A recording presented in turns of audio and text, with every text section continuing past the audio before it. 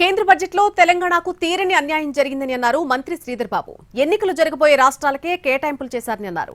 తెలంగాణ రాష్ట్రానికి హక్కుగా రావాల్సిన నిధులు కూడా విదిల్చలేదని మండిపడ్డారు. బీజేపీకి 8 మంది ఎంపీలను ఇచ్చిన తెలంగాణ ప్రజలను మోడీ సర్కార్ ద్రోహం చేస్తుందన్నారు మంత్రి శ్రీధర్ బాబు.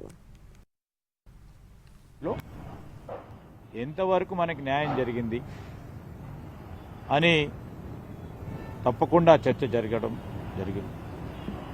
ప్రధానంగా చూసింది ఏంటంటే కేంద్ర ప్రభుత్వం ప్రవేశపెట్టిన బడ్జెట్లో మన రాష్ట్రాన్ని చిన్నచూపు చూడటం జరిగిందని, విమానాశ్రయాలు కావాలని కోరినప్పటికీ ఈరోజు విద్యా సంస్థలకు సంబంధించి ఐఏఎం కావాలి, మాకు IIIT కావాలి, సైనిక్ స్కూళ్ళు కావాలి, నవోదయ స్కూళ్ళు ఏర్పాటు చేయాలి. వాటి విషయంలో కూడా కేంద్ర బడ్జెట్లో ప్రస్తావన లేకపోవడం చాలా దురదృష్టకరం, బాధకరం.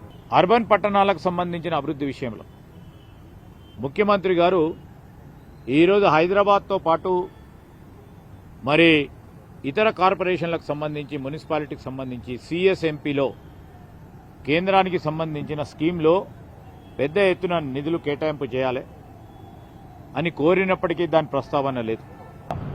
బడ్జెట్లో ఎంతవరకు మనకి న్యాయం జరిగింది